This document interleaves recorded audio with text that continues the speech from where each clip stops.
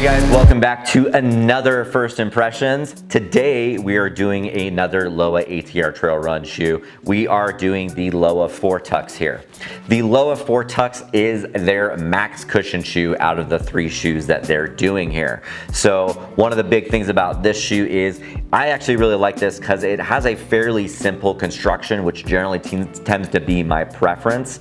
I prefer to be doing the running and not the shoe.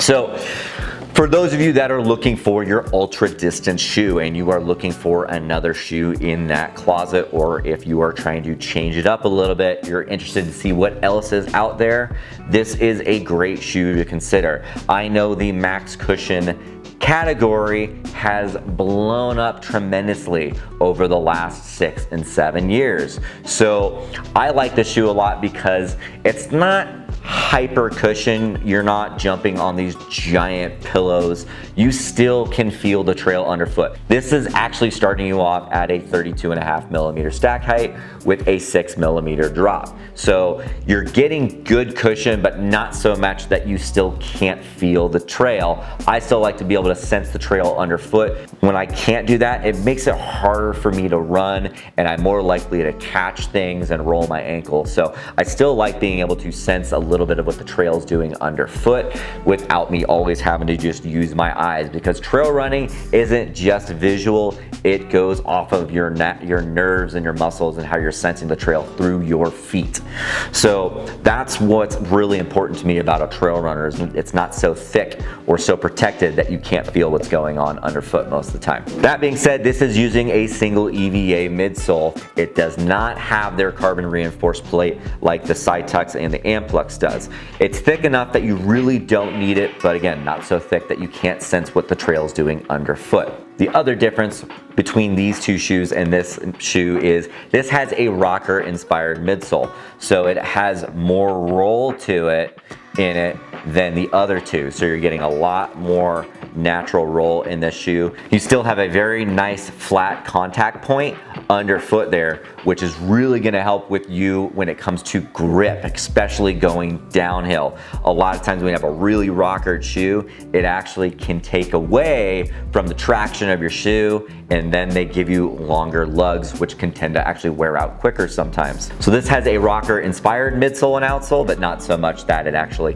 hurts you on the downhill running. The other thing that's gonna be different is this shoe is running you, it is still the bi-directional lug pattern for their sticky soles. However, they're doing something a little bit different here. It's actually got two different lug depths on this one. It's actually doing a 4mm lug depth on all of your lugs that are designed to give you grip on the flats and the uphill. So mainly the front of the shoe here, and then the heel and that center line actually goes a little bit longer at 4.5mm. So it still gives you great traction on the downhill with good stability and control on this shoe.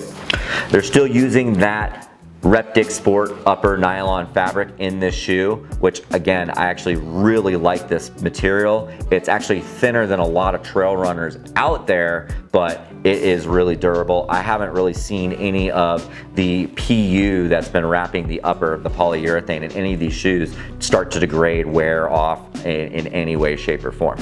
Definitely is following that traditional anatomical setup that Lowa is doing with the ATR series here in the shoe. Definitely a beefier upper than the Fortux. Feels about the same thickness as the Amplux here. Between the two, I didn't notice much of a difference. However, the Fortux definitely has a more defined shape and cutout like the Fortux does.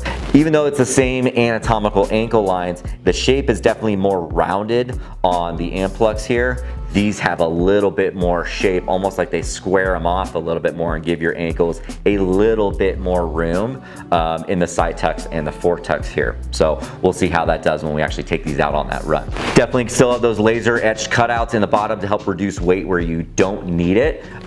So where you're really not focused on having grip, which is obviously the part that's contacting the EVA, you don't need it. So they've cut that out to reduce the weight of the outsole. Now, traditionally, I have not been in the max cushion realm for most of the shoes that I run in, even though I do run the longer distance runs and trail races. This shoe might actually meet my needs without going too thick or too heavy. So let's take this shoe on out and see how it does.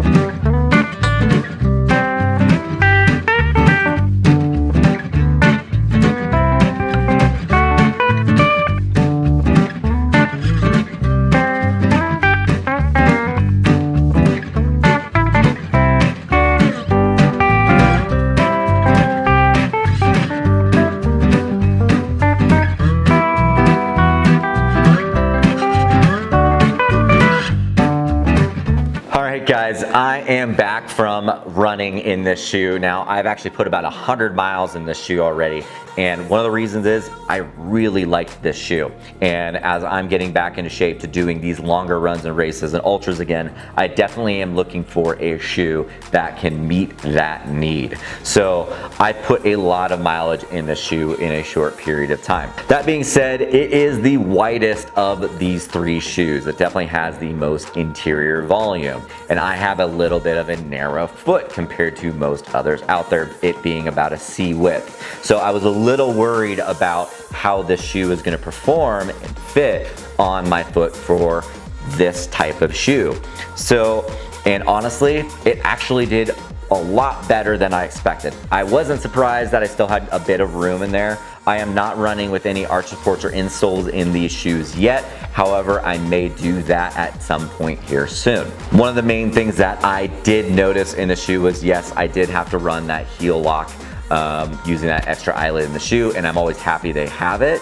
And it mostly only needed to do that on the really steep uphill sections, and I definitely had to tighten the forefoot here once I got to those fast downhill sections, because yeah, my foot was sliding and shifting in the shoe a little bit more.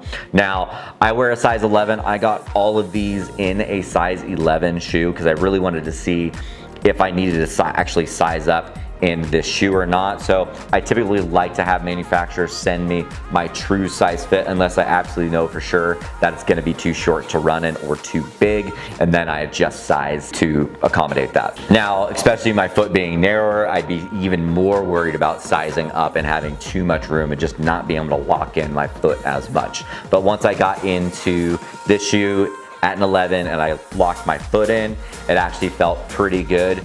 Now, if you have a regular sized foot that's not super narrow like mine, you probably would want to size up a half size in all of these shoes just to accommodate that. Me having a narrower fit, the Fortux here fits my foot perfect out of the three of these shoes. I do have to make some adjustments.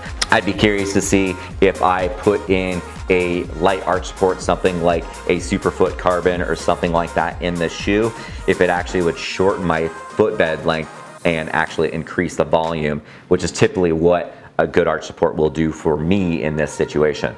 So this actually, even though it's not my favorite shoe overall, I think this actually fits me for the type and style of running I am doing now and continue to be doing as I'm pushing the mileage longer and longer every week. This is the shoe I'm gonna be in most of the time. Now, on the days where I am doing shorter runs, light trains, and maybe some really steep stuff, I will probably be in the Fortux here. This is gonna be that good short distance shoe for training and shorter races. And finally, if I really just want one shoe to do them all, I would probably be in the Amplux here if you're just looking for one shoe, or the Fortux here.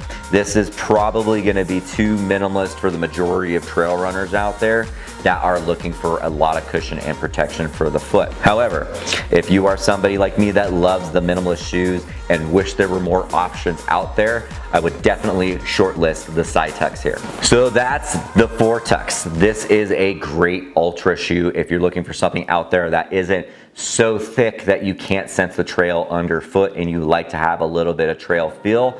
I would definitely put this on your list to buy. The Fortux does come in 3 colors for men and 3 colors for women. Make sure you go to Lowa's website, lowaboots.com, to look at the Fortux, the Amplux, and the Fortux and their ATR all-terrain running shoes.